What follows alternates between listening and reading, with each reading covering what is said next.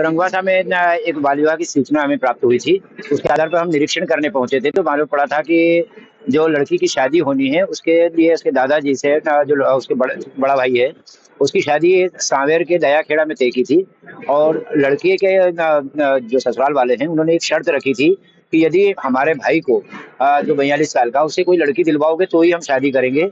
तो इस शर्त पे उसके दादाजी मान कर उन्होंने अपनी 13 साल की पोती का विवाह उसके साथ करना तय कर दिया था। क्योंकि हमने उन्हें समझाई थी और समझाइश के बाद वो मान गए थे, और बालिका प्रतिदिन आंगनबाड़ी पर अपनी उपस्थिति भी दे रही थी।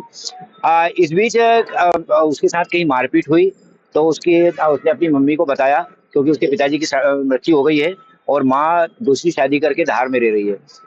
तो उसकी माताजी का फोन आया हमारे पास कि उन्होंने बालिका की शादी कर दी है। जब इसके लिए हम वहाँ परीक्षण करने गए तो पता चला कि बालिका को वाकई शादी की है उन्होंने। हम उसे बाल कल्याण समिति के समक्ष प्रस्तुत किया, और बाल कल्याण समिति के समक्ष उसने जब अपना बयान दिए तो उससे स्पष्ट हुआ कि 26 अप्रैल की रात को उस बालिका को चुपचाप ले जाकर चिंतावन गणेश मंदिर में, जब मंदिर बंद हो गया था उसके बाहर ही उसकी शादी करवाई, और शादी करवाने के बाद उससे लड़की को उसके दादा के घर वापस छोड़ दिया। अगले दिन सुबह उस बालिका ने आंगनबाड़ी में फिर उपस्थिति दर्ज कराई, जिससे हम गुमराह होते रहे कि बालिका की अभी शादी नहीं हुई है। पर बालिका के कथन के आधार पर हम लोगों ने कल प्राथमिकी दर्ज करवा दी है और पुलिस उसमें आगे में कार्रवाई कर रही है। पटक साहब, इसमें एक प्रथा का जिक्र हो रहा है बार बार, बेटी दो बेटी लो, ये प्रथा क्या है और ये ज्यादा कुछ समाजों में ये प्रथा है, अभी भी प्रचलन में है कि बेटी दो बेटी लो, यानी इनमें आटा साटा, एक उनका कहना है कि आटा साटा होता है। एक ही परिवार से कई लड़की दे दी जाती है और उसी परिवार की लड़की ले ली जाती है, उसके आधार पे करते हैं हम लोग। इसके लिए हम जागरूक करने का सतत प्रयास कर रहे हैं, क्योंकि हमारे इंदौर में एडिशनल डीसीपी संध्या राय मैडम ने इस चीज को लेकर सतत प्रयासरत है, और वो जगह जगह कार्यशाला हम उनके साथ में मिलकर हम ये कर रहे हैं, और कार्यशाला के माध्यम से लोगों को जागरूक कर रहे हैं कि इस तरह से कम उम्र में बच्चों की शादी ना करें। अच्छा, बच्ची की उम्र कितनी थी और जिसका उसका विवाह हो रहा था उसकी उम्र कितनी थी? बालिका की उम्र उसके जो प्रमाण पत्र सामने आए हैं उसके आधार पर उसकी उम्र 13 वर्ष है, और जिससे उसका विवाह किया जा रहा था उस युवक की उम्र 42 साल सामने आई है। पटक साहब, इसमें जो कुल मिला के आपने जो जांच की है, कुल कितने लोगों को अभी दोषी पाया गया, कितने लोगों को मामला दर्ज किया गया? जो कि बाल विवाह प्रतिषेध अधिनियम की 3 धाराएं महत्वपूर्ण है, 9, 10 और 11। इस अधिनियम की धारा 9 के तहत विवाह करने वाला युवक जिसकी उम्र 18 वर्ष से अधिक है और उसने शादी की है, तो उस व्यक्ति के खिलाफ धारा 9 के तहत कार्रवाई की है।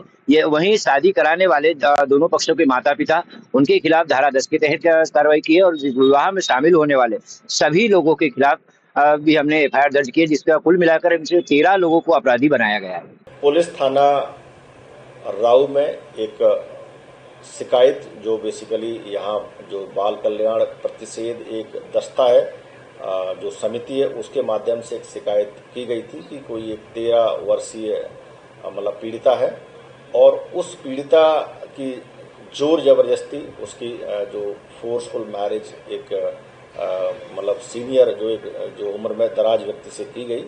और जब इसकी सूचना बाल कल्याण समिति को मिली तो उनके द्वारा पूरा इसमें प्रारंभिक जांच पड़ताल की गई, और उस जांच पड़ताल में जब कॉग्निजेबल ऑफेंस के इंग्रेडिएंट्स पाए गए तो उसके आधार पर इसमें एक एफआईआर, इसमें एक अपराध धारा 9, 10, 11 बाल विवाह प्रतिषेध अधिनियम के तहत थाना राऊ में पंजीबद्ध हुआ है। उसमें इसमें दोनों ही पक्ष के, जिसमें जो पीड़िता के पक्ष के लोग, साथ में जो जिसके साथ शादी हुई थी उनके जो पक्ष के जो परिवार के लोग हैं, उनको इसमें आरोपी बनाया गया और मामले को इन्वेस्टिगेशन में लिया गया।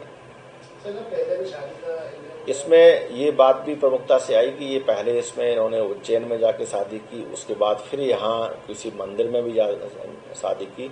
बाद में जो चूंकि ये लड़की थी, तो लड़की की जो पीड़िता थी, इसमें जो उसकी माँ कहीं और रहती थी, बाद में उसको पता चला होगा, तो उसके बाद ये पूरा मामला सामने आया।